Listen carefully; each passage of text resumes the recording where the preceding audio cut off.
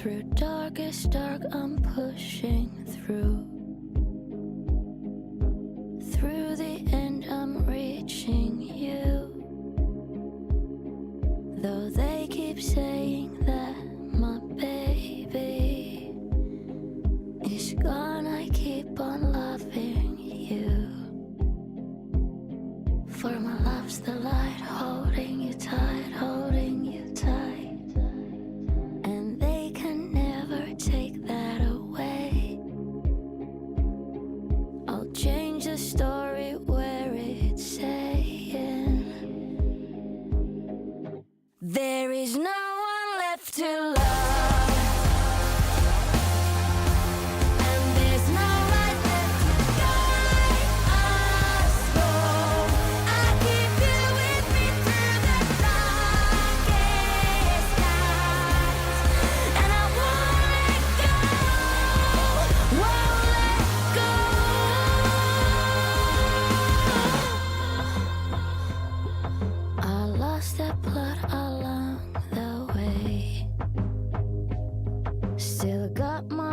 Last words to say.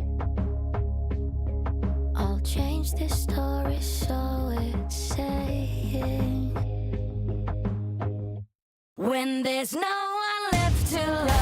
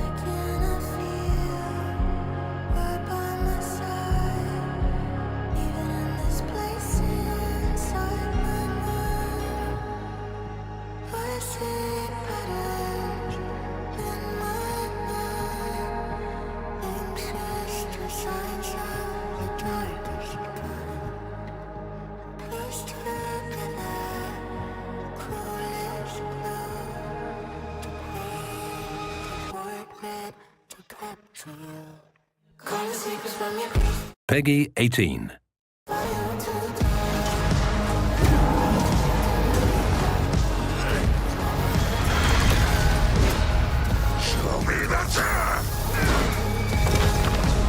FBI, drop the knife!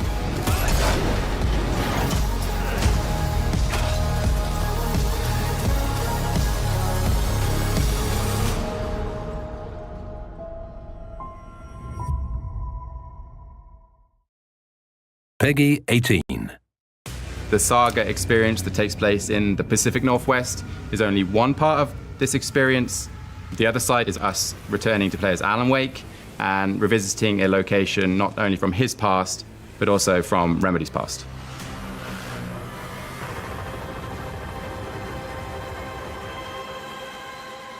At the end of the first game, Alan Wake dove into Cauldron Lake and ended up in the nightmare dimension underneath the lake or connected to the lake. There is a whole world there waiting, and he's been stuck there ever since.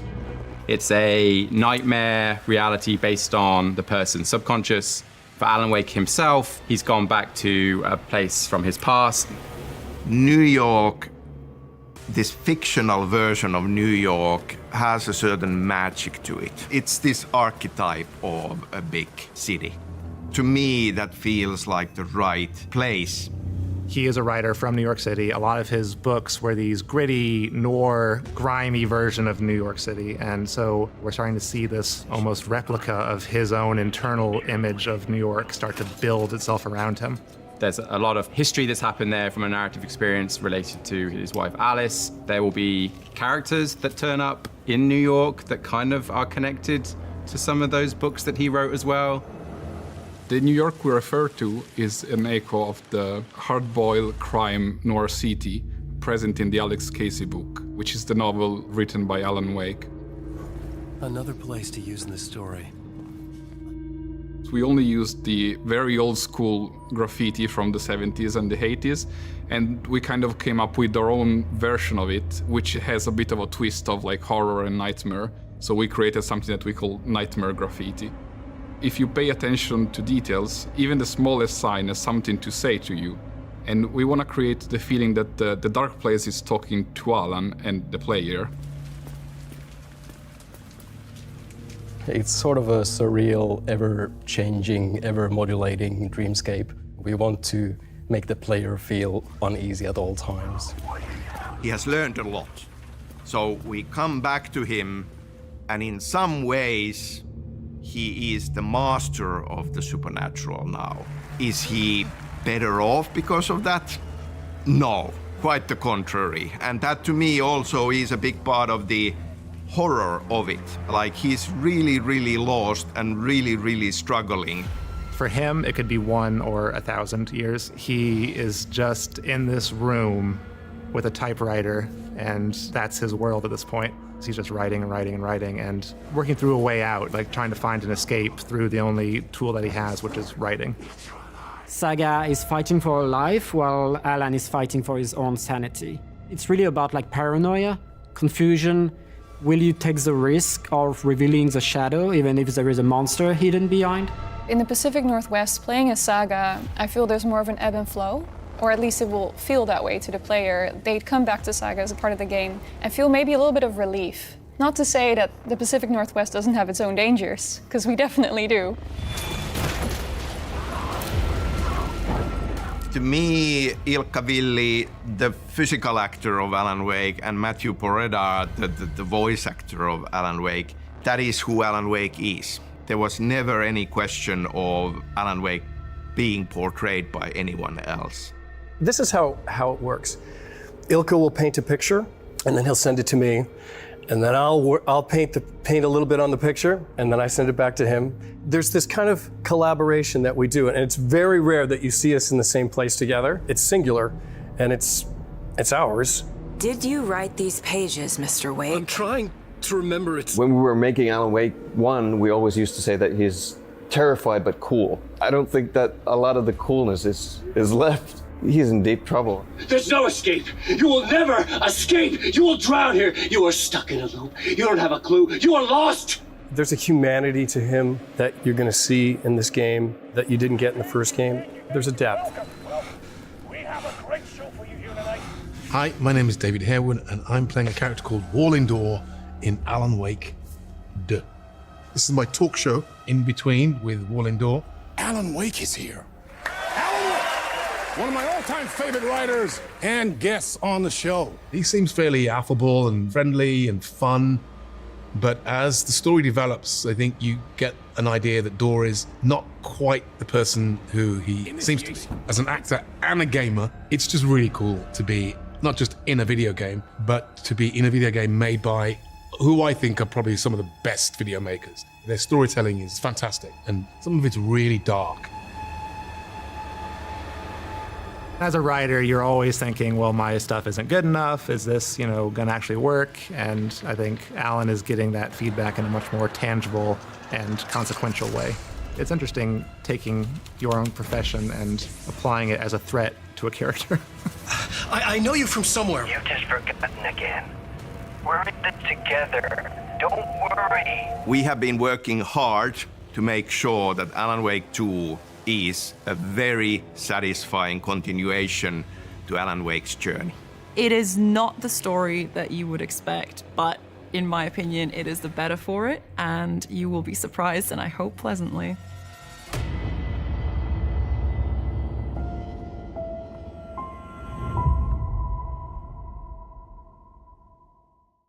Peggy 8.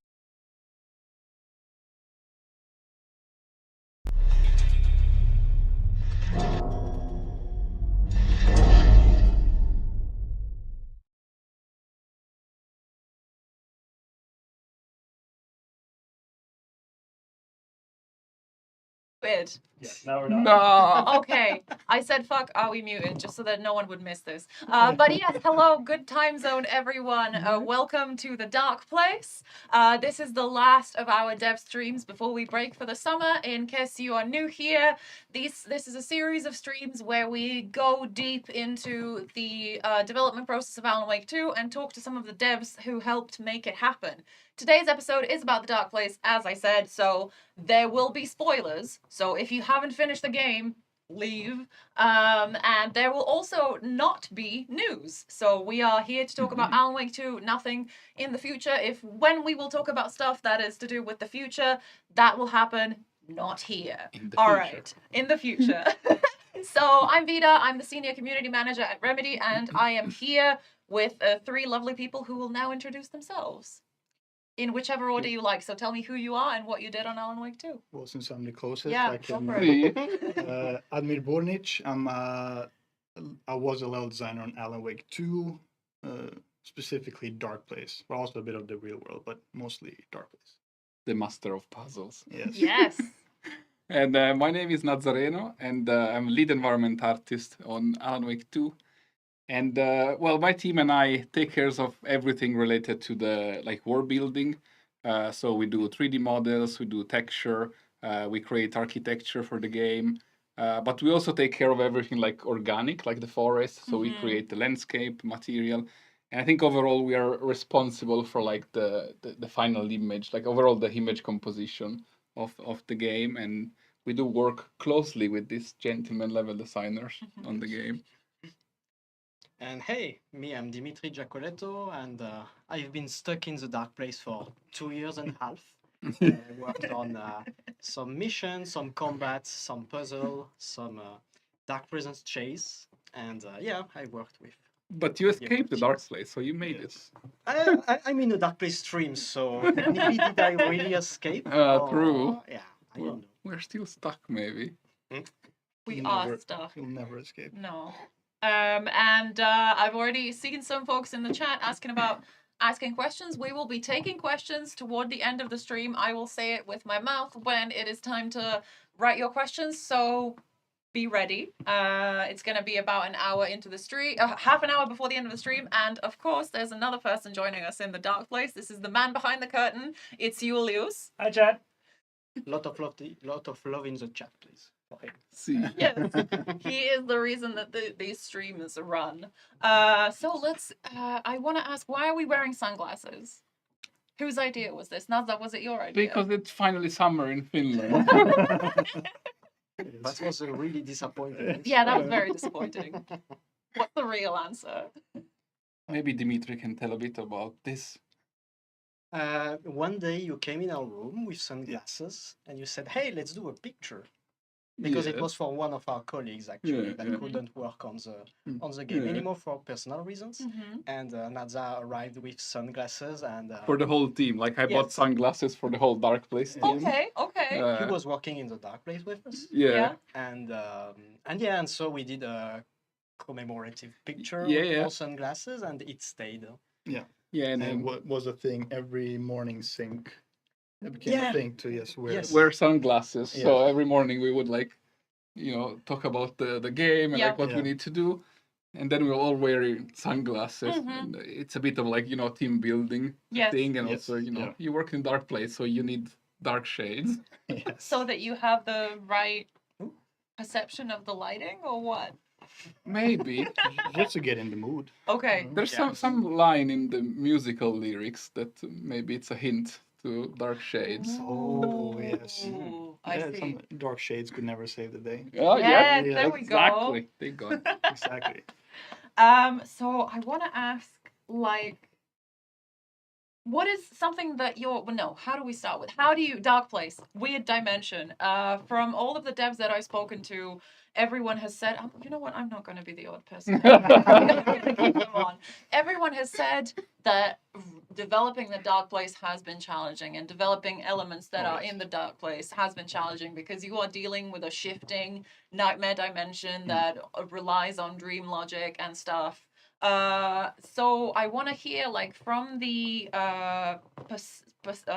perception of from the point of view of your craft, what was some of the most challenging things to work on, and how did it pay off?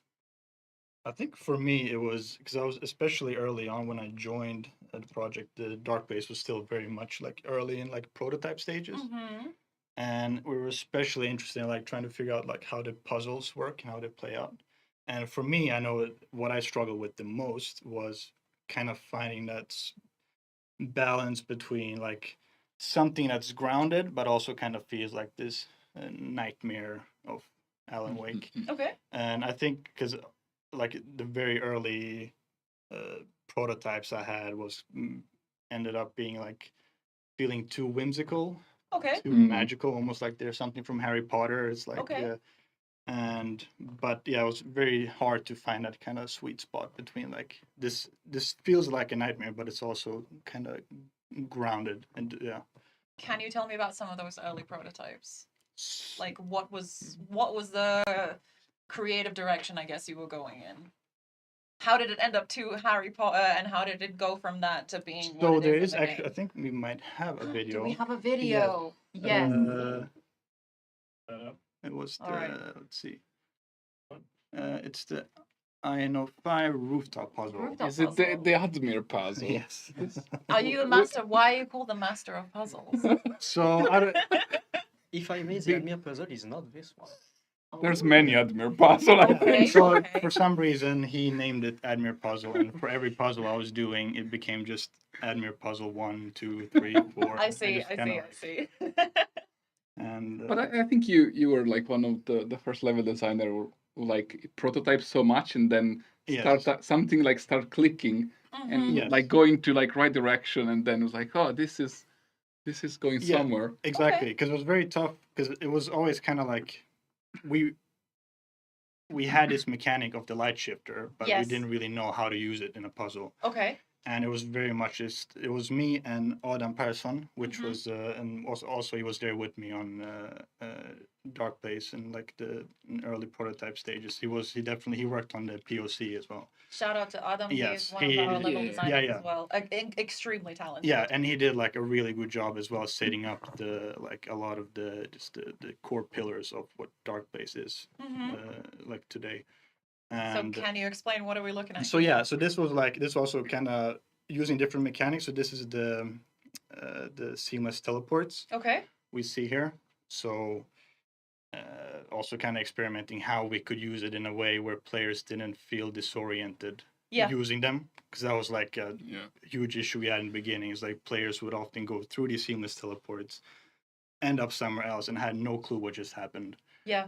So we're kind of finding ways how to like make that disorientation as like as little as possible. But still effective. Yeah, exactly. Where you feel disoriented, but not too disoriented. Exactly. It's a tricky balance because you know Alan was like stuck here for so many years and he's lost, and it's very hard to like also make it fun. Yes. Because it's a nightmare horror, and the player is lost, but at the same time you want people to enjoy this. That's also funny. We had like the climbing mechanic there. We could like climb over stuff, which kind of we end up cutting because we didn't find much use cases for it, so it didn't really make sense in the end. Yeah, that makes sense. Yeah, Harry had He's a writer. He doesn't know how to climb. No, he has like no core strength to speak of. Yeah. Yes. So, if I may just... go for it. What you're seeing, chat, is how a level is made when we, in level design, make it. Yes. Before the artists come and make it as pretty as it is. Yes. Well, we come and then we cry a bit. Yes. So you can Why do see you cry that loud? So you can see the amount of work that art Yes. has to do when we give them that, and we're like, good luck. Yeah, here's some grey boxes. Have fun. Yeah, exactly. Yes. It's very challenging. Yes. And from the environment perspective, like when we receive this kind of layout, we like the hard part is like you need to like catch what is the design intent of the layout and the space, and then of course you have to think always about realistic like building or like realistic spaces that you need to build. So the architecture is very important to us. So we need kind of try to understand how we're gonna fit this then into the environment. And it's usually like it's a lot of iteration between level designer and art. So we sit in the same room, like next to each other, and then they do this layout, which is the initial idea. Then they talk with us, and then maybe we go in and like do a pass. So start to make sense of the space, and then it's a back and forth. Yeah. And then you end up with then the final layout. Yes. Yeah. At some point you have to ship, so it's fine. Exactly. 1.0. Oh, collectible! I love these old collectibles. The icons. How do you? That was going to be my question, I guess, for all of you, because you work so closely together during development, like. Because we are, so much of what we do visually is hyper realistic, and then this is a dreamscape. And what Admir was saying, how it's like players need to be lost, but not too lost. How do you find that? How long does it take to find that sweet spot? How does finding that sweet spot work, I guess?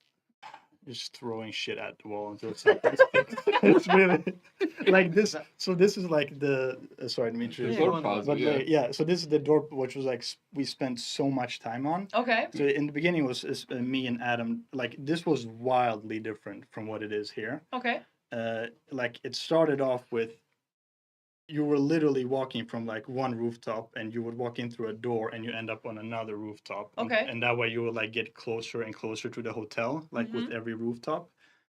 And it was just like way too big, and just like the distances that you like where you get teleported from one rooftop to the other was too big. So players had no clue what was going on, and it was kind of just scaling it down bit by bit until it literally ended up with just like this little area. Yeah. But in the beginning, it was just covering the whole plaza of like jumping between rooftops.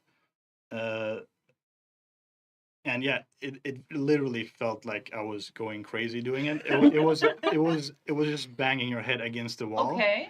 Until something sticks, and when you find that thing that sticks, then you kind of realize, this is what the puzzles are supposed to be and what's supposed to play like. And that's how we ended up with this whole section with where we combined the teleports, the light shifters, and like soon it's going to be a little combat here, just to get this kind of like the golden example of what a traversal like with puzzles and combat could look like. And this is what we ended up with, basically. Oh, Dimitri, you had something. Yeah. Nothing interesting. So it's all about iteration, right? Yes. Yeah. And someone in chat was asking, I think on YouTube, like, what is this built in? Is this Northlight? It is, yes, Okay. it is Northlight. It's our own engine. Yeah. All right. Okay. What other questions did I have? Yeah, I guess the same thing. Like Admir was talking about how this was difficult to pull off, but very rewarding. I guess same question for the two of you. You mean from the art perspective? From the perspective of your work, but also from the art perspective, sure, yeah. I mean, for us, I think the light shifter were the most challenging. So this kind of puzzle. Is that a dev name or is that the final name? What was the final name? I don't know. Is that a final name? I bet chat will know. Chat will know. So describe what it is, and then chat will help us out. I mean, in the game we have like a lot of environment changing. Yes. So there's this gameplay where like you have a light and then you drain it or charge it, and Yeah. the environment changes. Yeah. And we have a lot of that in the Dark Place, also in the form of like Alan rewriting the story and like rewriting reality. So we end up with like a lot of permutation for the environment, and it's was very tricky because usually in standard video games you just do your environment and that's it. But here it's changing like all the time based on the light, based on the story, based on the narrative. Yeah. And there's combat and there's gameplay, so it's very complex. Yeah, and I think it's another thing of like making sure that it's weird but not weird enough so that players can actually understand visually what happened. Yeah, yes. And I mean, we did a lot of, I think, playtest. Yeah. Even with this early prototype, we were like just grabbing everyone who can play. Like, hey, can you play this, please? Am I mad? Is this fun? Yeah. And can you tell me, you said mechanically it was challenging, right? Okay, explain. Say more. Mechanically.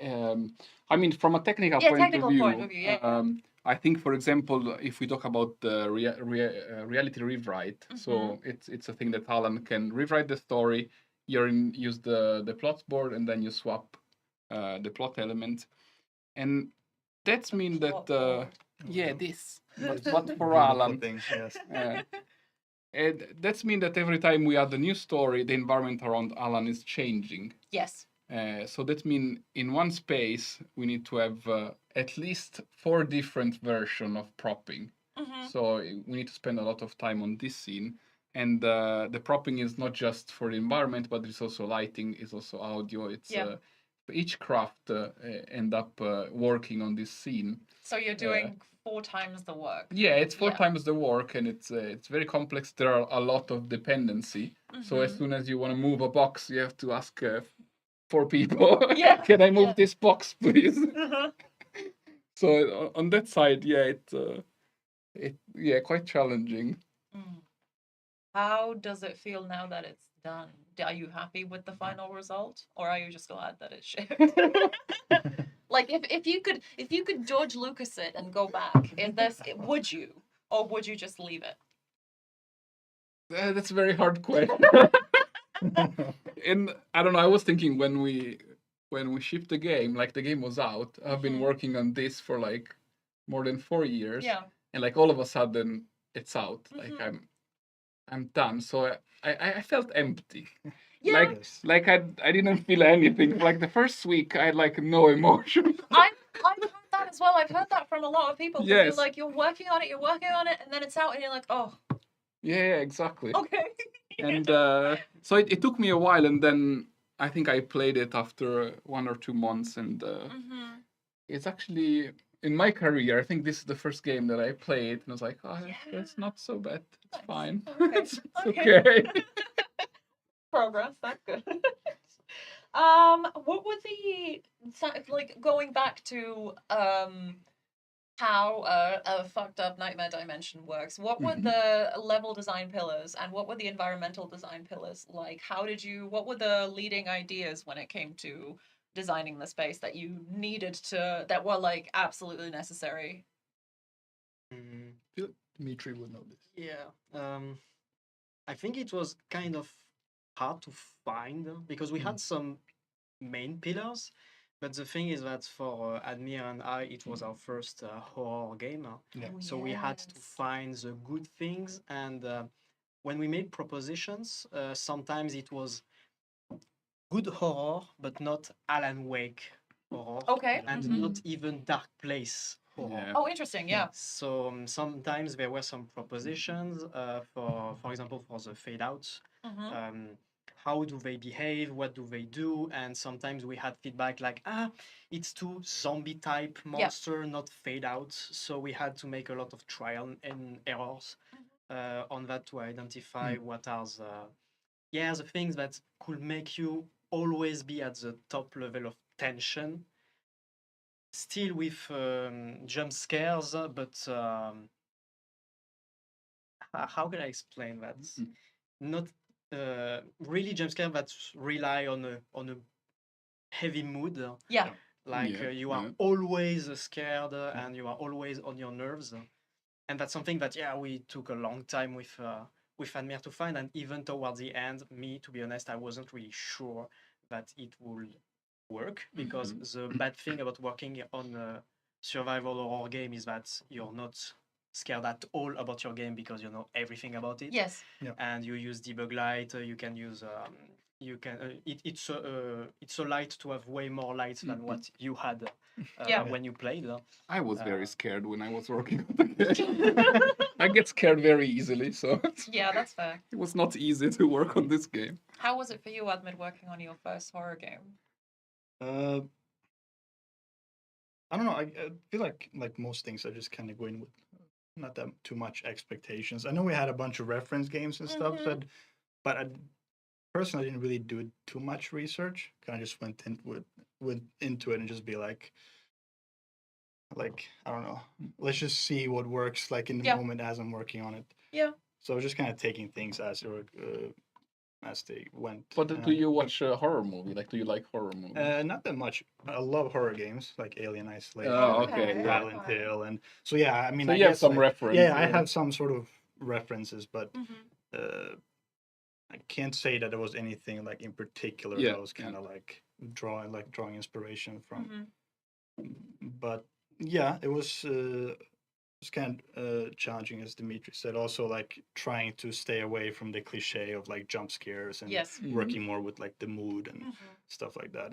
It's especially tricky early on when like I'm playing it doesn't feel scary, but you don't have lighting yet, you don't have sound effects, VFX, nothing is in, so it's just you running around in a white box level, and it's like it's very hard to kind of imagine what it's gonna be in the end. Yeah. Yes. That's definitely something I personally struggle with, where I feel like some sections of the game I ended up adding way too much content and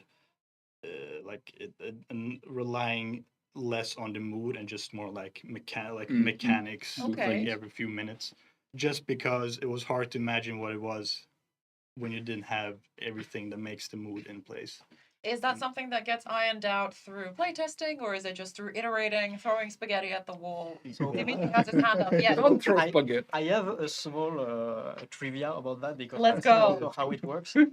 When I placed one of the jump scare, so it's in the metro station, a jump scare that an enemy opened a door in your face. Oh God, And you the thing did is- that? Oh my God. I swore so much on that.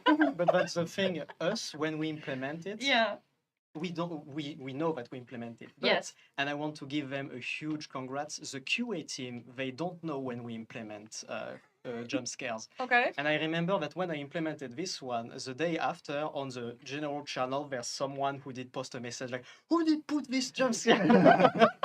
And I was like, yeah, that's true. They don't know when we place jump scare. So that can be also a way, because when you have people reaching you saying, "Hey, I was so scared by this jump scare. That was a good one." You're like, "Oh, okay, this one it can work." But it's not professional tools. It's really like what you both said. With raw, we see how people react, and then we play with that. It's vibes. It's a lot of vibes. Trial and error, really.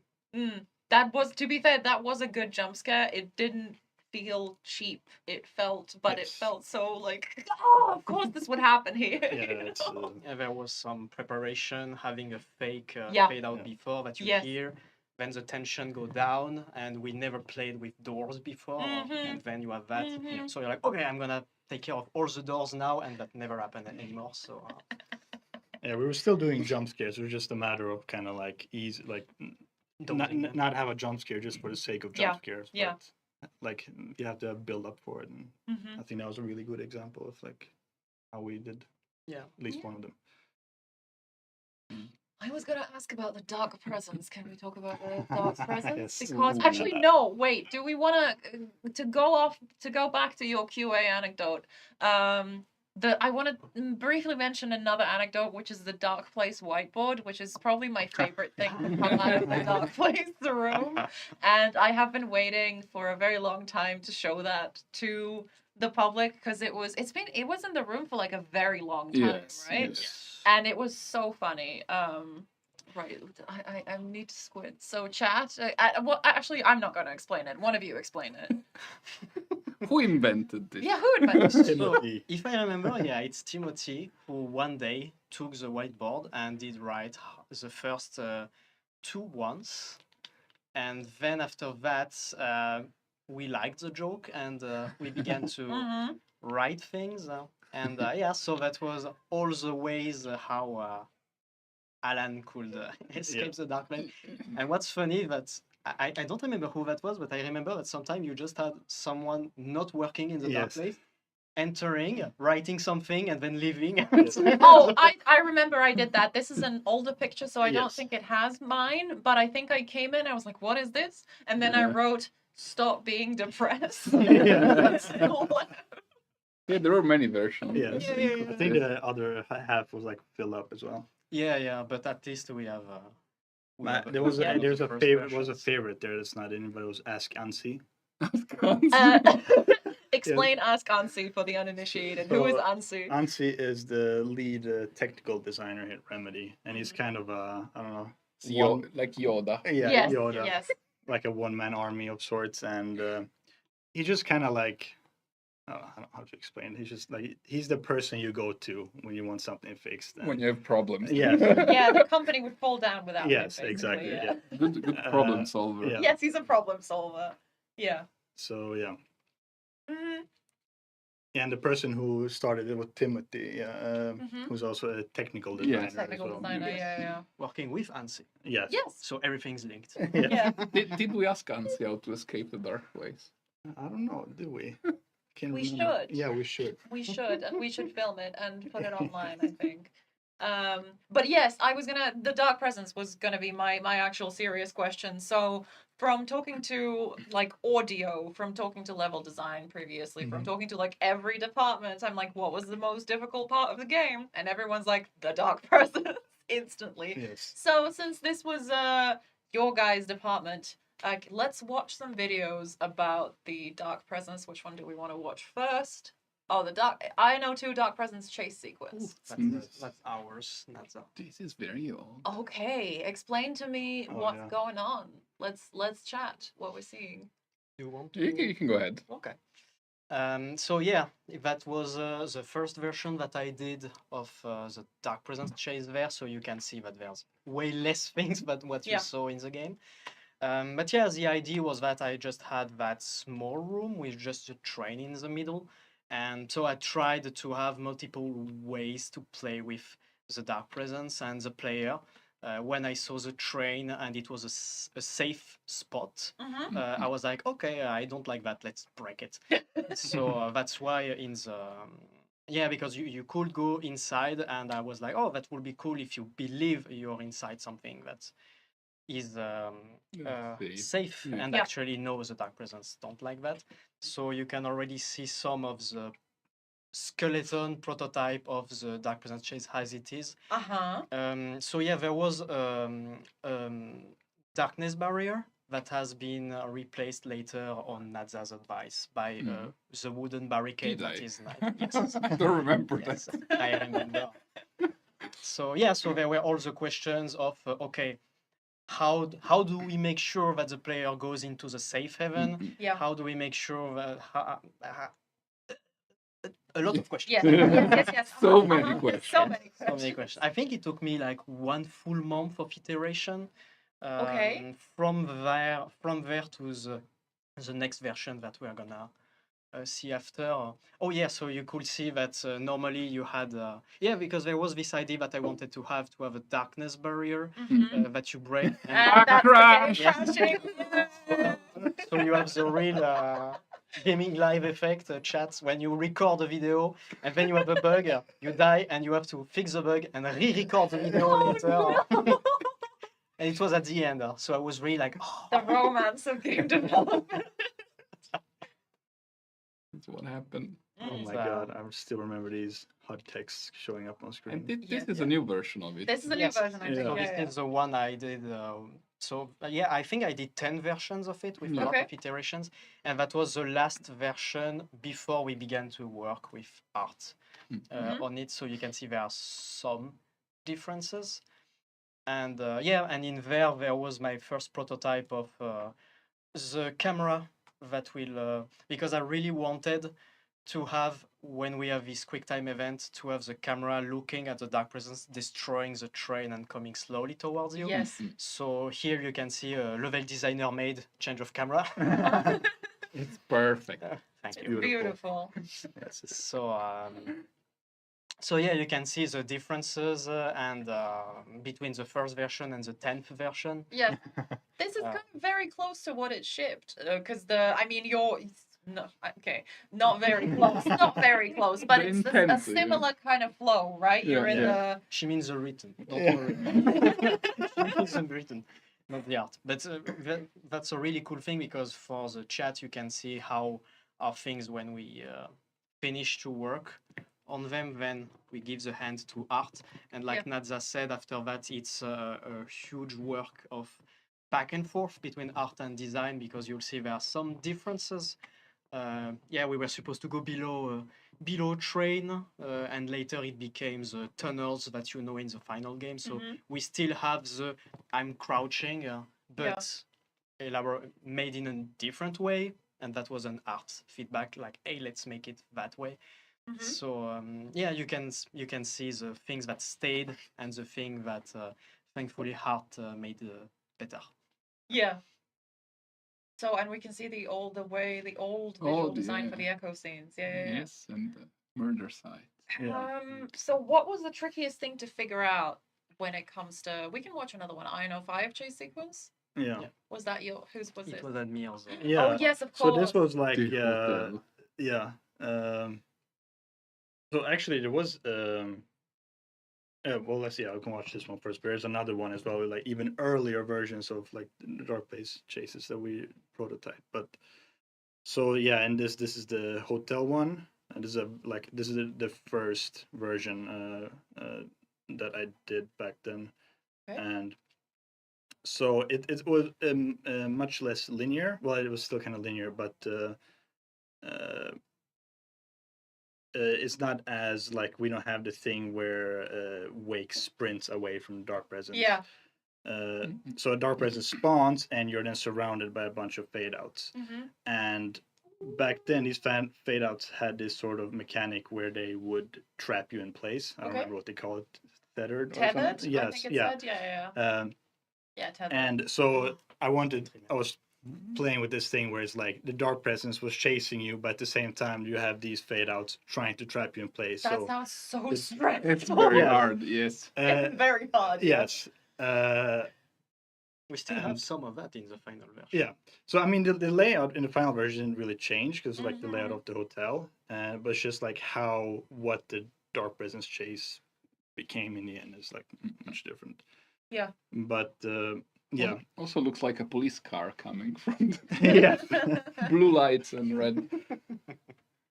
But that's the go on, sorry. Yeah, and then we have this very the very survival horror Yeah, mechanic. yes, animated by level design, as you can see. Beautiful. It's gorgeous. And like in this version, the chase like just it was way too long. Like we continue here, and then I think Dimitri added this thing with the we had the tank. Yeah. Oh yes, I remember Yes, yeah. So we were supposed to have like a tank version of like fade out. Yes. So we were temporarily using just like the tank from the real world. Yeah. Back when we were optimistic. Yeah.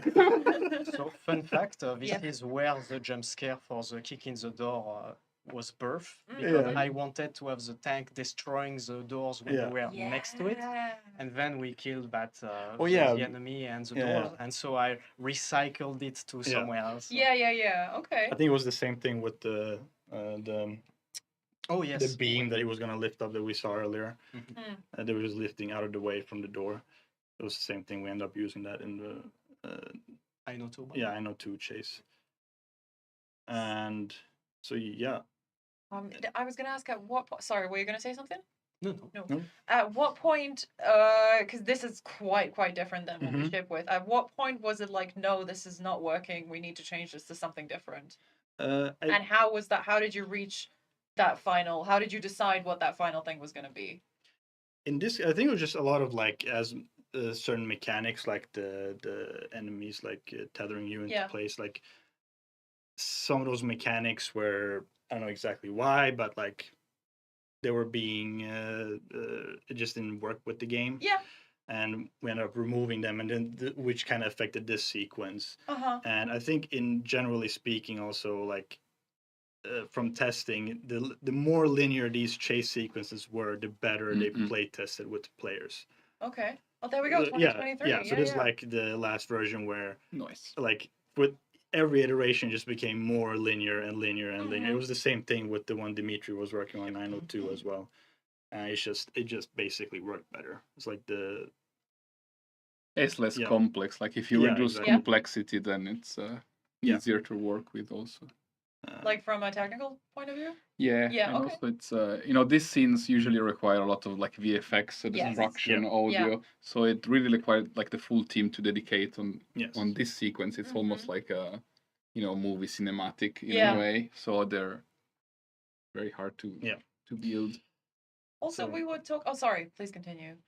Yeah. So no, this was like there's another video that you can maybe show, which is the very early of when we were still trying to figure out what the dark presence encounters would be like, which is the arena prototype on the way to the left there. Yeah. Let's see.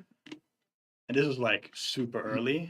And the idea here is that you're stuck in this sort of arena with the dark presence, and you have this darkness barrier showing up, and which has nodes all around the arena, and you have to destroy the nodes to destroy the darkness barrier, so you Yes. can leave the arena. And at the same time, you have the dark presence roaming around with you inside, and you have like this sort of elements that make sound. Yeah. And the police. Yeah. The dark presence has been the police. Yeah. The whole It is time. like New York. Yeah. And yeah, so you just run around this arena, try to destroy these dark presence nodes, avoiding things that make noise that will attract it. Yeah.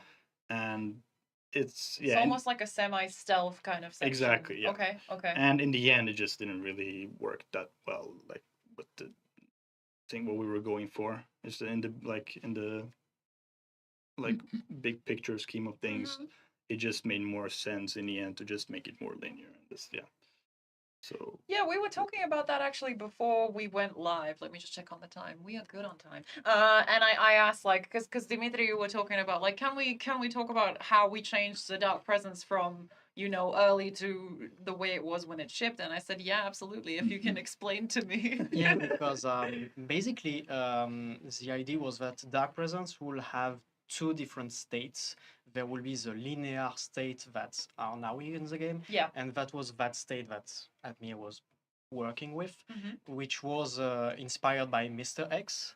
So Yes. dark presence was supposed to spawn in the dark place randomly and chase you, and we had a lot of problems with that. Just for example, with the visual, with Mr. X, it's easy to understand where he goes. Did he saw me? Did he not see me? But the dark presence is this giant ball of darkness. Yeah. And so it's really hard to understand. Did he see me? In there we have the debug text, and the colors, the police. Yeah, it's not pitch black. But it would have been really hard to have that in a functional state, and also the dark presence, like Nadza said before the stream, is really dark. So a ball of darkness in the dark, it would have been even harder. So after many tries, but we tried. So that's why it was also one of the hardest thing to do, because there was all this dedication to this part. And in the end, we decided to cut it and focus on the linear sections that I'm really happy with. But yeah, that was a good decision. Yeah, definitely. I definitely think so, because the Ocean View Hotel chase sequences are terrifying in the end. Yeah. Oh, this is, my God. This is the I know 8 one. Oh yes. This was my favorite thing. Yes, it was so out of scope. It was insane. So this was when it chases you around the square, right? Yes, exactly. Okay. So this was supposed to be a sort of 908, a mixture of like the free roaming dark presence and the scripted one when it chases you. And yes. And I remember you had all the difficulties that we had. How do we confine the player? Tell me about like what are the, because you said this was so out of scope. So what are the challenging things about making it half procedural? Am I using the right word? And like half scripted.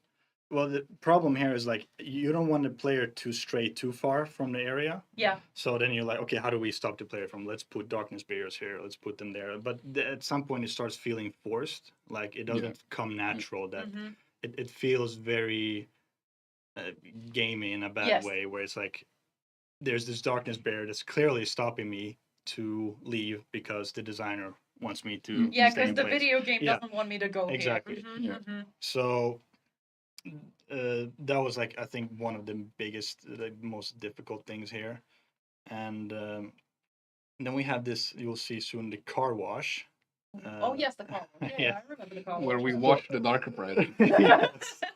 So in this sequence, you run through this car wash, and the idea was that like you use this. So the path is blocked, and then you switch on the light shifter, and then it turns into a car wash. And you're running through the car wash. Oh man! And the dark presence comes after you, and we wanted to like Alan Wake's like he's running through it, and he's like all soapy, wet from like, and you come here to this dead end, and the dark presence is slowly approaching you, and to the right there. Yes. There's a light shifter that slowly will be getting revealed. Yeah, I see it. Yeah. And then we we insert the charge, and boom. And then you like the dark presence is gone. So this was kind of this like epic ending to this chase. Yeah. Very nice sequence. Yes. It's a nice sequence, but it feels kind of goofy. When it comes to the tone of the rest of this. The rest of this dimension world reality. And the story, how it actually happened with the car wash was kind of funny, because it was Jeremy, which was one of our artists. Yeah. Shout out. Yeah, shout out to Jeremy, one of the really good environment artists at Dark Place. And so what happened was during Alan Wake 2, we have a car wash outside of Remedy office. We do, yes. Yes. And it's like a death trap during winter. Because all the fucking cars coming out wet, like dripping water as they come out, and it forms this like thin layer of ice. And I was walking to work one morning.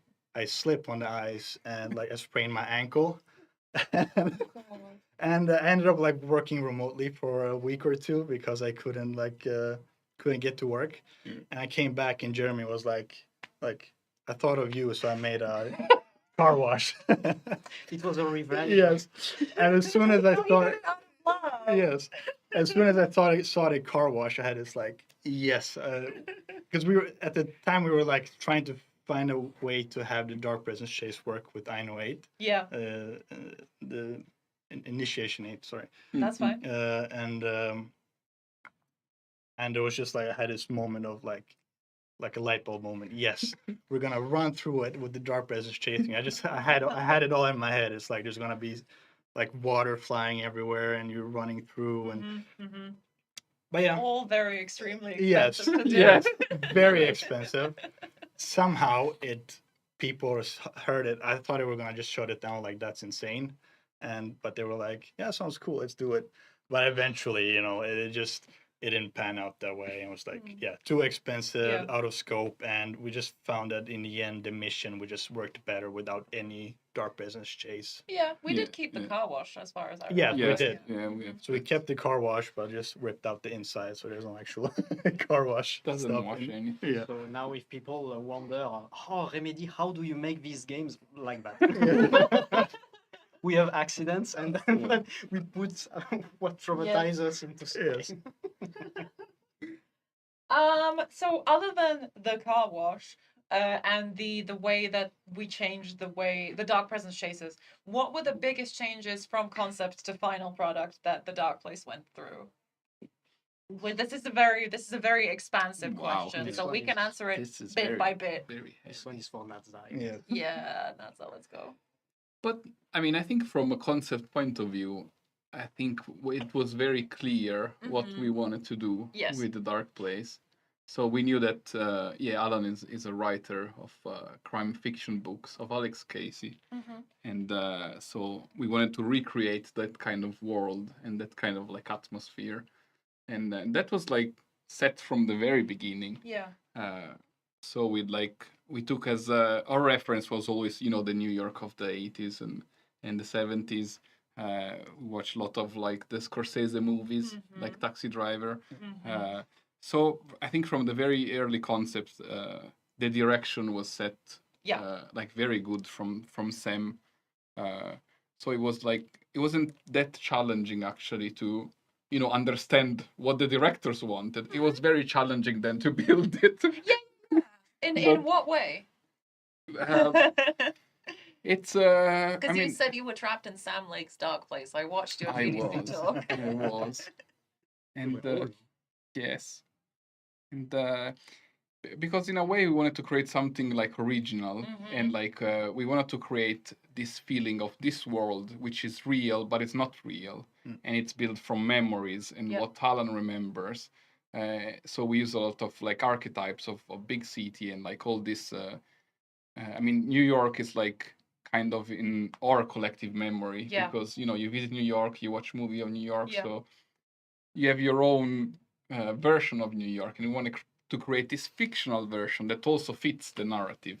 So it was very important to fit the narrative and to create a dream-like place. So a lot of effort got into also the way we use text in the world, because he's a writer, so words are like super important to him, and we wanted to give the impression like, okay, the Dark Place is like talking to Alan. Sometimes he's like helping him to escape with like neons or like every sign that you see, every text that you see in the Dark Place. Every piece of text. It comes from narrative. I mean, it comes from his mind, but also it means we cannot add anything random. Yes. That was like very challenging because as a concept it's very cool, but then you realize how much text there is in a city. Like there are signs, there are shops. There's so many things. Even the small sign on a phone booth. Yeah. Like all of that, we actually had to write it down, create a ticket, talk with narrative, and say, hey, can you give me the text for this thing? So even if you, for example, if you look at the license plate in the Dark Place of the car, they also have a message. Oh so they also have a meaning. I don't know if you noticed it. I have not noticed it. I'm gonna. I haven't. And so we like went like full on with this idea, and it required like a lot of work and iteration and talking with narrative constantly. Yeah. So that was very, very challenging. Now I want to see the car plates. Me too. Go and check. I worked on it for like so long. You should never noticed. I'm sure there's a lot of hidden things that we haven't seen. Yeah. Yeah, I think someone found a QR code on a box somewhere and then scanned it, and it led to some kind of weird written thing on the internet, like a Google search for some kind of esoteric quote and stuff. Someone on YouTube says that they noticed the license plates. Yeah. So yay! Nice. All that hard work paid off. Yeah. Thank you. Thank you. Thank you to notice these things. Yeah, and also thanks to Ron. Yes, our hard surface artist, Ron. One of our modeler, like amazing modeler, that he modeled all the license plate, of course, all the cars as well. Yes. But especially they put a lot of effort into the license plate and create like a custom model, custom texture, and then we swap them in the editor. So thanks, Ron. Thank you, Ron. I did notice. Don't worry about it. I'll pick it up after. Where is it gone? So don't worry about it. I did notice the all the little signs in the subway that are all of them are like not subway signs, even though they look like them. And then you get close and you're like, this is something that Alan Wake has written. So that's very, very cool. Yeah, exactly. And I do want to talk about the graffiti, but we are past the 1 hour mark, so we will take a tiny break. So chat, hydrate, have a little walk. We're gonna play some ads. We're gonna be back in 5 to maximum 10 minutes, and then we're gonna talk about graffiti and other stuff, and then we will take your questions. So think about them, get them ready, and we will be back soon. Bye. See you soon.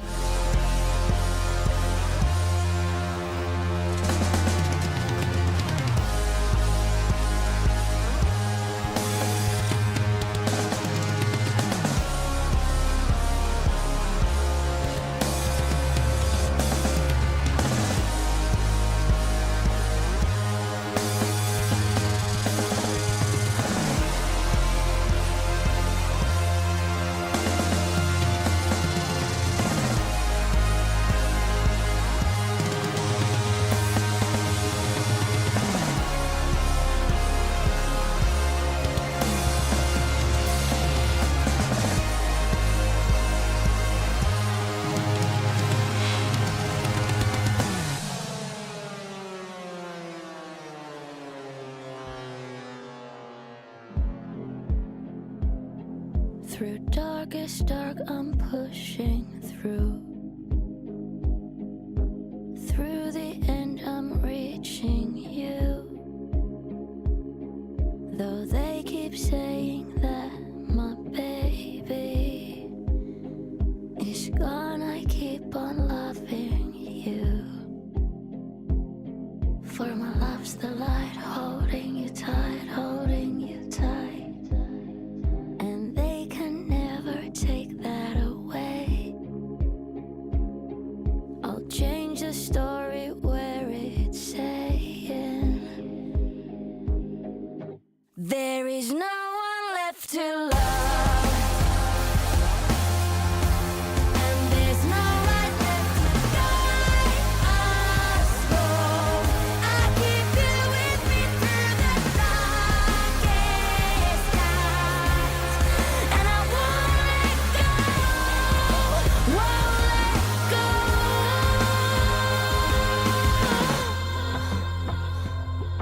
I lost that blood along the way. Still got my voice, last words to say. I'll change this story so it's saying when there's no one left to love, and there's no light left to guide us all.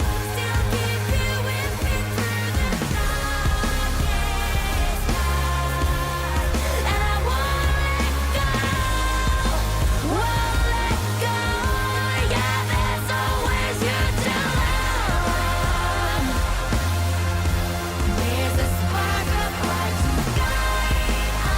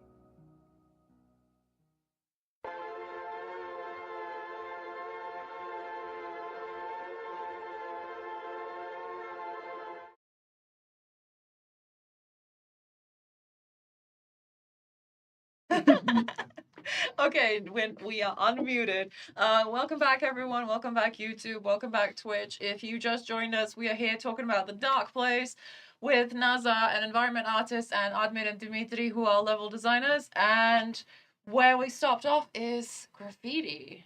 Illegal graffiti. Illegal graffiti. So all of the graffiti in The Dark Place is bespoke and made specifically for the game. And I will not steal your answer away from you, so tell me about the graffiti. And I think we might have like a Dark Place art video that we can show. Oh, cool. Art progress, yeah, there we go. Yes, no worries. But yeah, for the graffiti, like same as the other text, it also comes from Alan's mind. Yeah. So when doing that, even from the concept stage in the city, we wanted to have a lot of graffiti because it's very characteristic of New York, of of that era. Yes.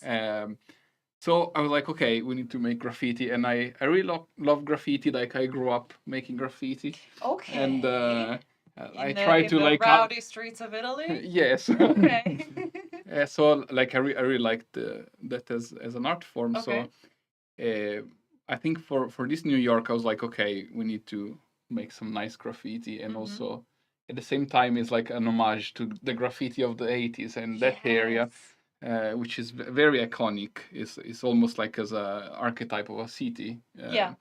And so because they're made of text, so we have to go to Sam and say, give us the words for the graffiti. Yes. So there we go. We can see a bunch of them now. Yeah. Yeah. So the narrative team gave us this list of words, and they're like, okay, you can only use these words and nothing else.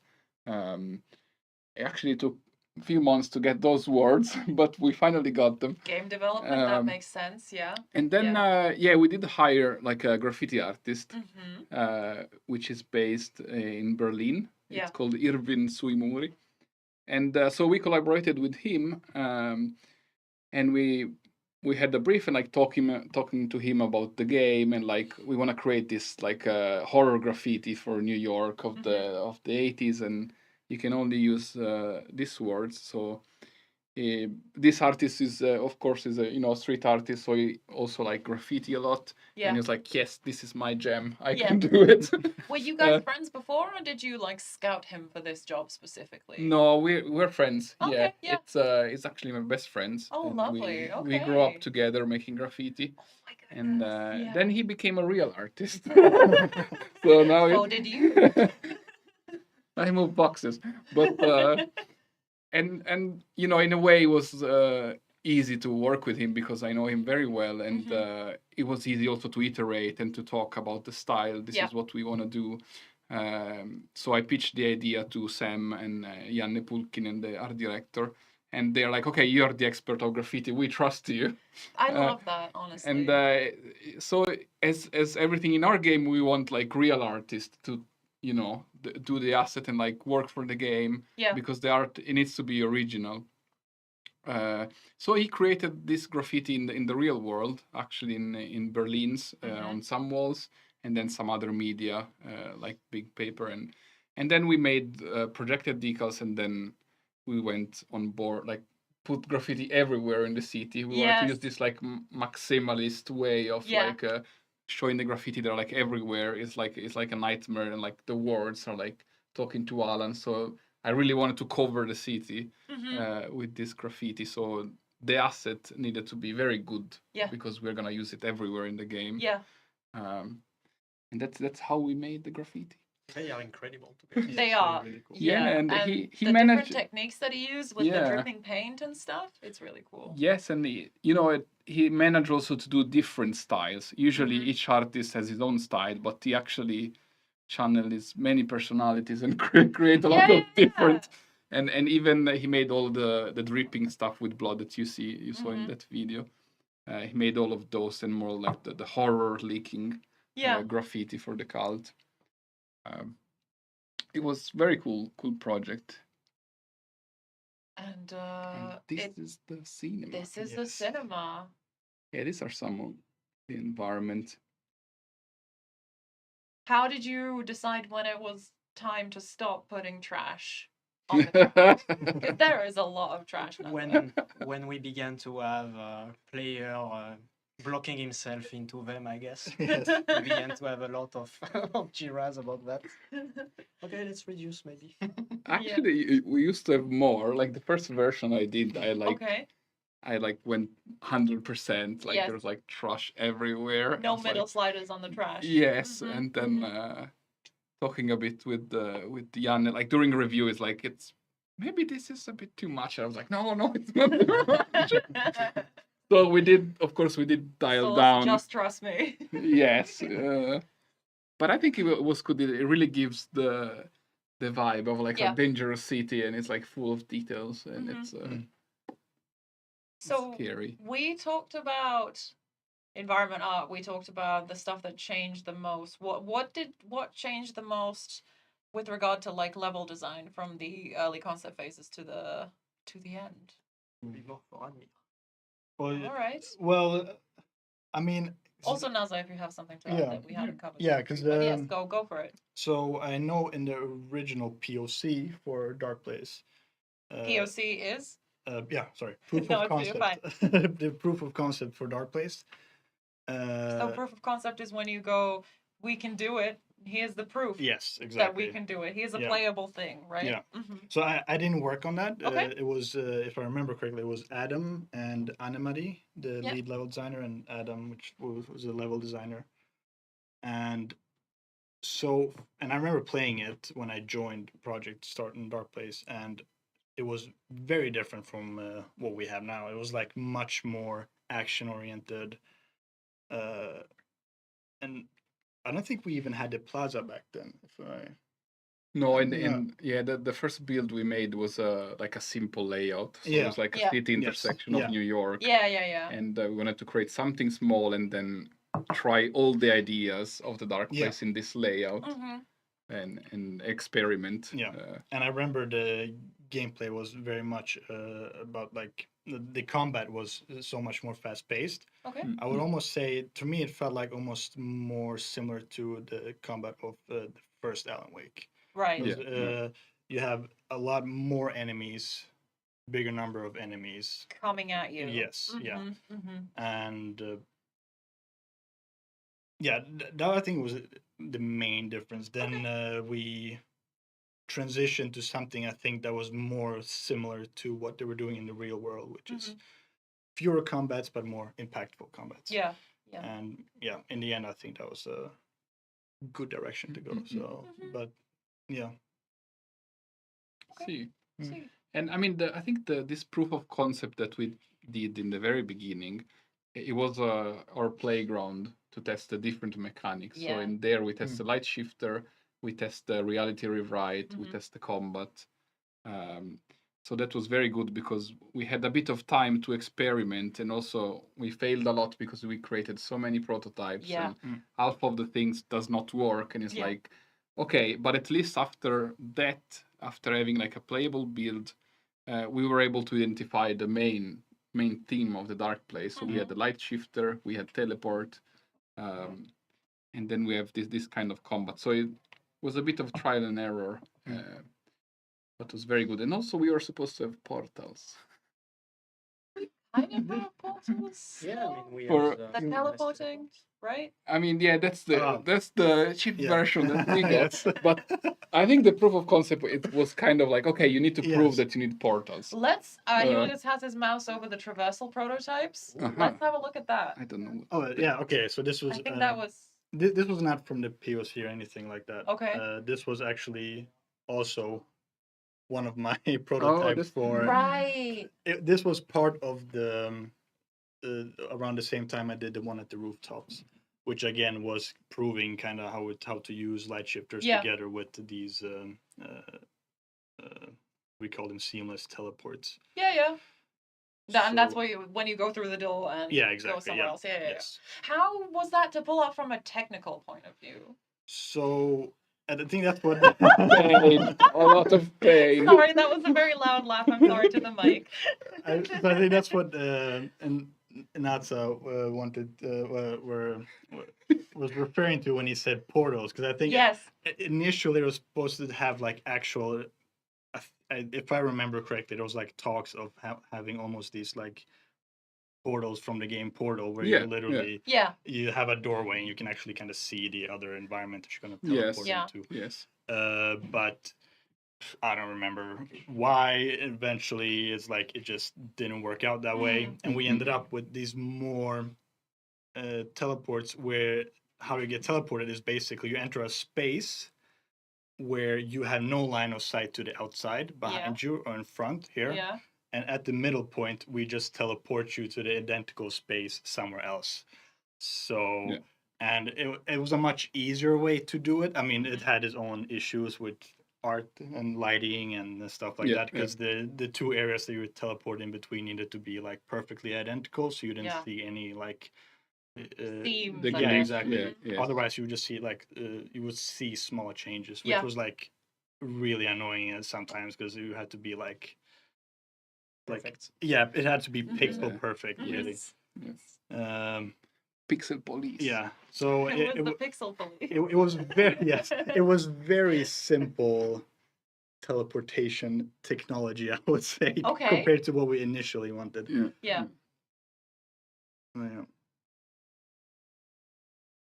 And just fun fact, I now love it. our technology of seamless teleport is so seamless that I have people who told me that they didn't understand that they get teleported. Yeah, perfect. And I was told maybe there was an effect. I was like, no, that killed all the idea of seamless teleport. It has to be seamless. But yeah, it was really it was something really hard, especially for the puzzles, because then even with Admir, we tried a lot to make things that were impossible. Like, for example, you are at the top of a building, you have ladders that go up, and when you take stairs, sorry, that go Yeah. up, and when you take it, you arrive in a street. Yeah. So it's completely impossible. Yeah. And we try to do that, but there's a lot of time where people didn't really understand that they went from the top of a building to a floor, and that it's impossible. And that's why, for me, the one that works the best is the one at the beginning of the hotel, because it's a 360-degree teleport. It looks you back. The entrance. Okay, yeah. You try to enter the Yes. hotel, but actually you're exiting the hotel. Yeah. Yes. And for that's me, true. that's the one that works the best. It's true, yeah. To this day, I still don't know if players realize when they get teleported. Like, I don't think it's like they're just confused all the time. The game is confusing. So we try to always have, like, if you go from like a rooftop down to street level, then like when you get the teleport space would be that you walk up a stair. Yeah. So you then like Yeah. you walk up and then you come down into the street level, like walking up. So Yeah. we wanted to like have this, like it was supposed to be a way to make the players realize that something weird just happened, right? Yeah. You walked up, but you ended up down on the street level. But from what I've seen, people don't really realize that. It's just a confusing game all around. I mean, I do. I think that the way that when you go up and then you end up somewhere down, I think that's very visually legible. Yeah. I don't remember the 360 spin from the hotel, but to be fair, I have not played that mission in a while. So Yeah. someone said puzzles. I think it was Dimitri. What was your favorite puzzle to work on? Oh, so it was an Admir puzzle. And so it was one in I know 2, so in the metro. Yeah. And the thing is that in this specific puzzle, with my artist, so Masao, we wanted to tell a little story through the puzzle. And so you have a baby deer that is lost, and while you do the puzzle, I know the one you mean. you Yes. you have a hunter that follows you. And I remember that when we decided to make that, my lead told me, you're going to have a so hard time coding that because there's a seamless teleport in the middle. Yeah. So I had to make sure that the hunter is really following you and you cannot break it.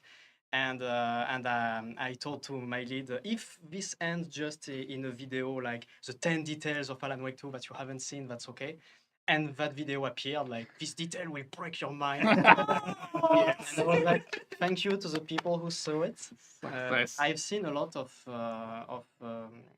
theories also on who's the baby deer, who's the hunter, and things like that. I'm not gonna decline or agree, but maybe someone have found a good one, but who knows. But yeah, it would be this one specifically because of this aspect that I really liked to work on. It was really, really cool. And I think in the prototype the story was actually nicer because the baby deer would find the mom, but then we're like, oh, we have this idea, let's give it to narrative, and like it's a horror story. It needs to be tragic. It's like, no, only victims.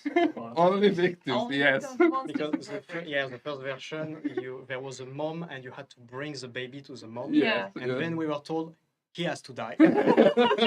So okay. No fun. Admir, what was your favorite puzzle? Was it that one as well? I think so, just because of the detail of the deer, it made it really cool. I think it was like one of those added on details that add substance to it. Like it's just not a puzzle, but it also has something like another layer to it, which is really cool, I think. So, yeah. Okay. I think it's time to take audience questions. Yeah. Okay, so on YouTube there is going to be a Q&A open soon as Julius starts clicking it. So you can YouTube, you can submit your questions through the Q&A, and Twitch, if you type, I think it's !ask and then a space and then type your questions will get submitted. So I will say it once again, the Q&A is open in the YouTube chat, and then on Twitch you type in the same message !ask and then a space and then what your question is, and then we will pick the questions and answer them live.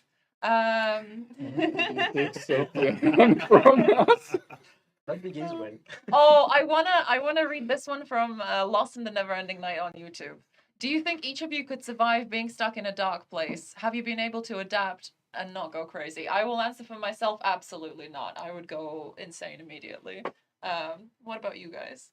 Would you be able to live in the dark? We live in Finland. It's as close as you get. No, that's true. Yeah. The winter, it's very dark here. So I think we can survive. It's very true. I mean, last stream, Annemarie said that if you were clicking with the dark place, you were never leaving it. And I was put immediately in the dark place, so I don't know if they saw something strange with me or not. But no, honestly, I really liked working in the dark place. Yeah. So, okay. Yeah, no. Maybe I was already crazy before, that's why, but I don't know. Let's see. I got a question. Yeah, go for it. Yeah, you want to read it or shall I? Go ahead. Okay, what was the worst mechanical issue you came across for the dark place? Dark presence. Yes. Immediately. The thing is that when we did the linear sections, we still had to deal with the AI of the dark presence. Yeah. And I really had the impression that I was trying to tame an eldritch darkness, but I was like, okay, so now go left. What are you doing? So yeah, because we wanted to do with something systemic, to do something linear, and so it was, yeah, let's say that it had its own intelligence. Okay. So it was hard. I think I would agree with that. Mm-hmm. Though I think it was, for me, was like a lot of the light shifter. Yes. Yeah. That was a pain in the ass, technically speaking, and just like design wise as well. Like how we, like, it took so much effort to find a way to like how to implement it in puzzles and everything else. And all the like permutations we had with it, like when the environments were switching around, and we had some setups were pretty like crazy, where like you had like a light shifter within a plotboard scene, which technically meaning like the plotboard scene would switch out the environment, but in the environment you would have a light shifter that switches some piece of the environment. It's like it could get like super convoluted very fast, and it was like it could be really, really annoying. Let's see. This one. What is the biggest inspiration for your work in Alan Wake 2? That's a good one. I mean, I think to me it was, I think the Scorsese movie was inspiration. Taxi Driver? Yes. Okay. Yes, Taxi Driver. And yeah, for some reason I also watch a lot of the Batman movie. Nice. A lot of dark cities and yeah, but to me usually it's like movies. I don't usually refer video games, but yeah. I think maybe Silent Hill. Yeah. Yeah, which one though? So my personal favorite is Silent Hill 4, The Room. Oh ho ho. It's a really good one. Because there was a period where I was listening to Silent Hill music while working on it. Kind of helped me, give me some like, I don't know, get in the mood. Yeah. But also there's a lot of photography from New York in the 80s. Yeah. The database is just huge and there's like crazy pictures. So I have like giant boards with like so many photos from the 80s and 90s. That was usually it's my main inspiration is like photos and movies. Yeah. Let's see, can we pick something from YouTube? Was it the one you have the mouse on? All right. How cool was it to work on this version of Alan Wake 2 after so many years? How cool? Really cool. I mean, it's the only one I worked on. Yeah. I think it's my favorite. I think it was a very like a good challenge to have from the artistic point of view because we set the bar so high, and I think the expectation in general they're very high. After more than 10 years, they're like fun, still waiting for this game, and so. You know, there's a bit of pressure, like, okay, I cannot fuck up this. And also, like, you know, Sam really, really wanted to make this game, and all the directors, like, set the bar super high. Very high, yeah. Yes. So I think it was a good challenge to have. Yeah, I think it carried a lot of weight, such like almost a flagship project of Remedy. Yes. Like, yeah, definitely that thing of like you don't want to fuck it up. Yes. It has to be good when it releases. Yeah. It's I like- think it was my hardest part. Yeah. Because Definitely, yeah. at the beginning I didn't really realize it, and then when we made the announcement at the Game Award and I saw all the videos of people, I was like, okay. Oh shit. I never worked on a game like that. That's pressure. That's Hopefully they liked it. I think judging by the amount of people who are in the chat right now and the amount of love we still get, I think they liked it. I think you did a good job. I think you did a good job. Let's see. Whoops, that's all right. How does the writer's room work in the map? Where is it? Does it follow you around or does it just load up? Isn't it just like under the world somewhere? It is under the world. Yeah. It's I think always loaded. Yeah. I think the Okay. writer's room and the mind place. Yeah. So I think there was like 2 different characters, right? One like was it? I think there are Yeah. 2 characters. Yeah. yes. One Wake, which is like the writer's room Wake, and Yeah. one like Dark Place Wake or whatever. And So we do not teleport Wake to the to the board to the Writer's room? with writer's room. Yeah. Thanks. Actually, we have 2 wakes, just like it's supposed to be in the game. Yeah, and also in the story, like he's Yeah. there. Like he's Yeah, in the not story going he's anywhere. there, but he's not going around. That makes sense, yeah. Yeah. One's writing and one's leaving. Okay. So we actually make the switch. We don't teleport. Yes. That was something. That's a big secret. That was, I remember that was a. Are you giving me a sign? No, I'm just looking. Okay. Bye. That was shut up, move on. Next question. That was like one of the big challenges, as far as I understand, like getting from an engine perspective, getting it to load immediately when you push the button. Yes. Seamless. But I have a more fun question, which was, what was your favorite moment while working on the game and why? This could be like a fun anecdote from just the office, or it could be I figured out this thing, or I put this thing in. But yeah, what was your favorite moment? And the why? musical. The musical! It was so weird. Yeah, it was like so like it was Anne-Marie, who mostly our lead level designer, who was working on the musical, and I like helped out with the combats there.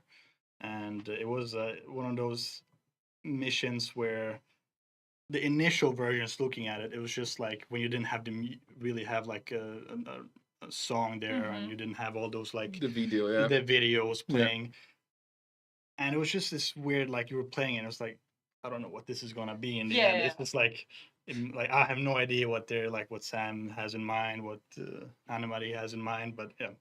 And it was so cool, like seeing like as the music was getting added and you see all the videos being added, and it's just like you see how it develops, how the mission develops, like as you're working on it, and you realize it's gonna be like really fucking cool. And yeah, I think that was probably my favorite thing to work on. Hell yeah. Yeah. Yeah, I was also thinking about the music. Yes, it's very unique, and it's a surreal environment. There's not that many, I think, level like that in games in general. It's so strange. Yeah. And even from a production point of view, like I think most people didn't understand what we were doing. It's like, what, you're doing a musical? And Yeah. like, The famous anecdote was Sam saying we almost cut it. It was always like on the chopping block, and then yeah. Anne-Marie was like, "There's no fucking way I'm gonna cut the music." And she designed the Ashtray Maze in Control. Yeah, she did. Yeah. So this time she wanted to like push it even more and say, "Yes, I want to do this." Anne-Marie is And an absolute legend. Yes, shout out to Anne-Marie. So when she she was Ashtray Maze also. Mm-hmm. And so I was talking with her, and I was like a bit weirded out. It's like, okay, are we really making a musical? I trust you. Let's do it. Yeah. So that was very fun to work on. Me, I didn't work on the musical. So me, it's something really simple, but it's something really of high importance for me. So I've always been a huge fan of Remedy and Sam Lake, even before coming to Remedy. And one day we had to work on one of the Dark Place missions, and we had to find something during one of Alan Wake apartment mission. Mhm. And then I had an idea. I was like, hey, why not doing a real link with control? Not just an Easter egg, a real link. And so I worked on my link. And I was in a meeting with Sam Lake. So I was like, oh, I'm in a meeting with Sam Lake. And so I made the proposition, and he looked at me. Was like, "Oh yeah, that's really cool." And I was like, "Oh, he answered to me." He answered to me, and yeah, exactly. And then on chat, the narrative said, "Yeah, we're gonna look at that, and we're gonna see if we put it." And then no more news. And then one day suddenly, the asset is the object. Mhm. Is there in the game. I see it with my link, and I'm like, oh. So I'm happy because it's not just an Alan Wake 2 ID. Now it's part of the Remedy Connected universe. So that's very cute. I'm really, really happy. Which item was it? Should I mean, it has already been found by the players, but it's a moving box. And the name on the moving box is the name of one of the companies in Control that make market with objects of power. I did not find that. Oh my goodness. And I was like, well, so yeah. Oh yeah, Twitch chat knows. Yeah. Nice. Blessed. Okay. You found I'm happy. Oh, that's great. That's very cool. Yeah. Next one. What was the biggest objective when trying to tie the level design together seamlessly with the narrative? Because I think we were talking about that with Anna-Marie as well, because so much of level design is so much of everything in this game is so connected to narrative, right? Yeah. I think that was every day. Every day. I mean, yeah, because it's a huge challenge. I already worked on narrative games, and it's never easier because the narrative. But the good thing in Alan Wake 2 was that narrative were really open to make changes if we really couldn't make it or if we had other propositions. Yeah. I will personally I will say there was one biggest objective, but I would say it was a day after day objective, trying to find, okay, how can I fit this? How can I fit this? Yeah, I mean, it's a constant iteration of back and forth, right? And yeah, as Dimitri said, narrative team was very eager to change things as well, from my experience. And yeah, also Sam Lake is like super down to earth to work with, and like, so it's like, Yeah, Dimitri, did you realize that Sam is just some guy and he's like he's fine human. to work with after your initial starstruck feeling? I was so after 1 month, I was like, I have to introduce myself to Sam Lake. And I went to talk with him, and he was so nice, and me, I was so awkward because I was stressed. I'm like, oh, okay. And sometimes, we still make jokes with Admir when he's eating, and next to us, I'm like, do we see he eats like a normal person? Sam Lake, look. I hope Sam, you won't see this live. Don't, Sam, don't, if you're watching. Flip it. Clip this chat. I'm so sorry. It's okay, Let's I see. put my sunglasses and nobody will. No one can recognize you. Do we have something from YouTube? Let's see. Yes, we discussed this earlier, but there's a couple of questions about this, so we can just briefly go through it again. Yeah, sure. So, Big Smoke Fazbear asks, how does the scene change work? Do you change out the props or the room itself? The light shifts. Is shift? it the light Oh, shift? I mean, or maybe the... I think it's the light. I think they mean the light shift. Yeah, it does. Or it could be the typewriter The stuff as typewriter well. Because stuff. it's the same. The reality shift. Yeah, I mean, the principle is the same. Okay. So we have a group of objects in the same place. We put them inside a container, which is an asset node. And then we swap these asset nodes via script. Yeah. So all the assets are in the scene at the same time, divided into groups. Okay. And then with the script, we just swap each group and each permutation. Okay. That's how it works. But it is built in the same environment. It's always there, so the environment doesn't change. It's all the propping around that changes. Right. Okay. Let's see. Julius is scrolling for another. Oh. Can you also mention about the seamless teleportation? Because there was a question about like, do you actually teleport? Yeah. It's a literal teleportation. we move in one frame. We move Wake from one place to another. Basically, it's literally what it is. It's a teleport. You just spawn and Yeah, we just move Wake from one place to the next. poor Wake. Yeah. Yeah, poor man. Just zoomed around. Yes. There was one good question. Yeah. Hold up. That's This all right. one.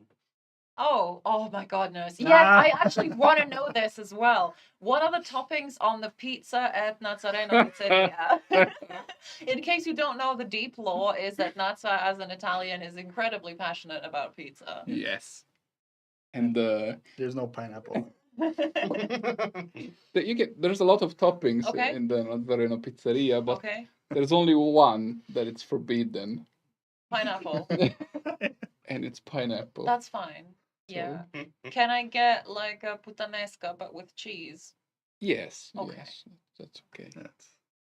But then even the name of the pizzeria, same as the other brand in the game, I had to talk with Narrative and with Clay. Yeah. And I was like, oh, Clay, I need a name for the pizzeria. Clay is our principal writer. Yes. Yes. And I was actually not expecting my name. Uh-huh. I was like, he's gonna come up with an amazing name for a pizzeria of the dark place. And then he's like, okay, it's Nazareno's. Can I use your name? Like, sure. Ooh, what's this? That one? Was there any plans for Alan to have any boss battles similar to Saga? Thanks from Scotland. Not that I know of. I don't think so. I don't think so. I know one. Oh. Yeah, I think I can say it. But during the last confrontation between Alan and Mr. Door, when Mr. Door reveals himself, it was supposed to be a boss fight. Yeah. Okay. But it was really a long time ago. I don't know all the details. Yeah, that sounds like it was a long time ago because it worked. It doesn't yes. feel like it works. Yeah, no. Maybe a concept idea. Yeah. I guess it was already cut when I arrived. And Yeah. A long time ago. I learned it completely wrong. Let's see. What was the hardest thing to cut out because you really wanted to leave it in? Vista bench. What? Oh yeah. Vista bench. Vista bench. Anna-Marie's gonna kill me. You've said too much. Move on. It's not in the dark place. It was supposed to be in the real world. Yeah. And they're just like benches. Yeah. We put them like where you have a nice view. Yeah. And the idea is that the player could like sit on the bench, enjoy the view, and then there was some narrative going on, like some I don't know, like audio or text. Oh, so kind of like in Stray when you lie down. Yeah. And then the camera like spins around slowly. Yeah, but with more. Yeah. So it was like side content. Yes. It was side content, and then we had, in the game we have this amazing vista that we spend a lot of time on them. So we're like, I'm gonna make a bench and put a side content. But yeah, that was mine. Sorry, Anna-Marie. Sorry, Anne-Marie. Let's not talk about cut content more so we don't offend Anne-Marie any further. I don't want to get on her bad side. She's gonna arrive in the room. Shut up. Let's see. Provide an example of a time when you had to make a last-minute change to a level. How did you handle it? I feel like that was always the case. Always a last-minute change at any point in production. Yes. The Wake's apartment changed a lot. Especially, we had some ideas, and then Art arrived with new ideas. I think they went through so many iterations. I would say the 3 levels in Alan apartment. But usually, like the last minute, like the very, very last minute changes, I think they're easy to do on the audio or like VFX or lighting. So we had some UR tests and some area were a bit problematic. Yeah. And the way we solve it is just adding an attractor. So it's like a weird audio or like a radio playing. So there's some cue for the player to look there. And those are usually they're easier to do as a last minute change in the flow. I think for me it was all those seamless teleports. It was like the last 2 days of the project for me was just like going through every single teleport, Make it seamless. making sure it's seamless because there was a ton of them that weren't Yeah. aligning, like decals on the walls weren't aligning, or like a door frame that was that was being switched around, or it was like, and it was like hours of just going through every single teleport, right, running back and forth like through the teleport, looking for like pixels that change. Is it something wrong? Yeah. I don't know. No, And, that sounds about right to me. yeah, and Yeah. just yeah, that was annoying. I want to call out a question that I see in the chat from, I can't read it because my eyes are not good. But they are asking, what is something the audience don't know about your work yet? This is going to keep happening, don't worry. And what is something you wish we knew about it? Like, what is something that doesn't get talked about when it comes to your line of work, but you really wish people talked about more and people noticed more? Me, all the hidden stuff were found. Okay, nice. Like Easter egg, you mean? Or No, like the deer, baby. oh, the small, yeah. No, I'm not thinking about Easter eggs. So yeah, I would say congrats.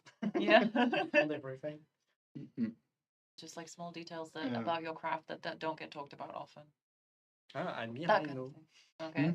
For Admir, I know. Which is For the Dark Ocean summoning. oh Ooh. yeah. Well, so I I worked on the Dark Ocean summoning there, and yeah, so I remember spending a lot of time trying to time certain things with the music. Yeah. Like there was like in the end, as he's singing the Dark Ocean summoning for the last time, we have this like a thunder that hits. Yes. And I was spending like I don't know how long, but just trying to make that thunder like sync like perfectly with the music. And I spent like hours only to realize it's not possible because like depending on like the frame rate fluctuating, like the game would sometimes slow down, speed up, but this song doesn't. So, and we also had this like the perfect dodge mechanic. So if your enemy tries to hit you, you do a perfect dodge, time slows down for like a split second, but that's enough to just throw off that timing with a few frames. So it's like I managed to like sync it perfectly, and then the day after I'm playing it, I'm like, what the fuck? It's like unsynced again, and it was like going back and forth until I realized, well, of course, because it's like depending on how you play, it can like desync. So yeah, a lot of that small details that you hope, I guess, people notice. But Yeah. That but makes sense. yeah, eventually I think I just send the issue to like audio because they could actually make it work systemically, and yeah. And they made it work. I think so. Yeah, I haven't tested it. I hope they did. But I remember when people were live, they were like, "Look at the thunder! Look at the thunder!" Yes. Oh yeah. I was looking at people like playing the game. I was like, and the player were looking somewhere else, and you were like, "No, look at it!" Looking at the floor. Okay. How important is modularity in the environment art? And was there a lot of crossover between scenes? Yeah, I think modularity is very important, especially in the dark place because it's city. Yes. So everything is made out of blocks or Yes. like modules. So yeah, when building the dark place, we set up everything in a way that it was modular. So all the kits that we create for the building, everything there, it's modular, and this allow you, so with just few pieces you can actually create a lot. Yes. So with this building kit that are made of maybe 10-15 pieces, you can create a whole block, a whole city, and just reuse the texture, reuse the model. So modularity is very important in the dark place, but also in general for if you're doing environment for games. You can do a lot with just modules. which is different from the forest because the forest is it's very custom, Yeah. and then every tree in the forest of Alan Wake is hand placed. I know this. So That sounds very painful, but very beautiful. Let's see. Have we got another one? Oh no, that's fine. Let's see. I would love one from YouTube if possible. Yeah. This is actually good. What's your favorite? This one? Of all time. Favorite game of all time and your favorite Remedy game? I will say my favorite game of all time is Dishonored, and my favorite Remedy game is Alan Wake 2. Wow. Yeah. My favorite video game of all time must be Fallout New Vegas, I think. Okay. Spent so many hours in that game. It has a very nostalgic place Mhm, in my life. mhm. So, and favorite Remedy game. I feel like Alan Wake 2 would be too biased, but no, Control probably. I think such good like world building, and I love it. Yes. For me, StarCraft, Of my course. favorite game ever. It's the game I played the most. Both like StarCraft Brood War and then StarCraft 2 when it came out. Okay. I also the StarCraft team in Italy that they're watching the kicks. Thank you guys. And then I think favorite Remedy game, Control. I think. That's a tough one. But yeah, I would say Half-Life, Opposing Force, Blue Shift, Decay, Half-Life 2, Episode 1, Episode 2, Half-Life Alyx. And my favorite Remedy game would be Quantum Break. I had a lot of fun. That's a left field no. pick. Yep. Say more. Really like it. Make Nazar really embarrassed because he worked on that. I forgot about that game. No, we were actually playing the other day in the cafeteria. Yeah, they were. It's a cool game. It still holds up. It's a great game. Yes. Yeah, I mean, Alan Wake 1 was my game of hearts for Remedy, but but Quantum Break, I really liked it. Yeah. So yeah. Thank you, Natsa. Prego. Favorite song from the chapters or from the soundtrack? Night Springs. Oh yeah, that's a really good one. Favorite song? It would have to be Night Springs for me, I think. To me, Paleface. Oh, Dark, Twisted and Cruel? Yes. Yeah. It's an amazing Finnish artist. You should check him out. It's awesome. Yeah, me, I'm too in love with Follow You Into the Dark.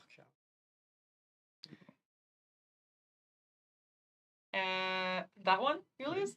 Did you learn the Herald of Darkness dance and dance it at work? Some people do.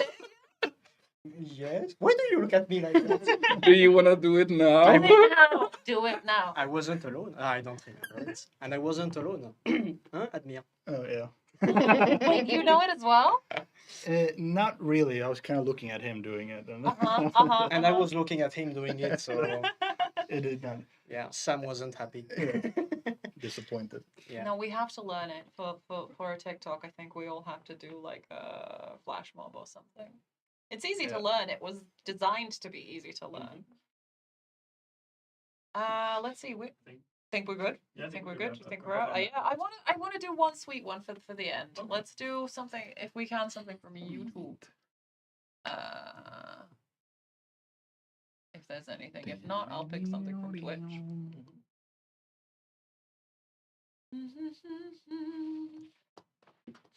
Also, thank you everyone for asking your questions. There is a lot of them, and they are all amazing. We wish we could get to all of them, but we are running out of time. So hopefully the answers were good. Thank you all to be here also. This is fun. So, yeah. Very happy to have you.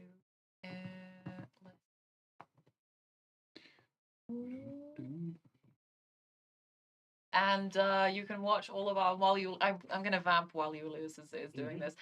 You can watch all of the VODs of this series, behind the scenes series, should be on Twitch and on our YouTube channel, which is, if you don't know, it's youtube.com/remedygames.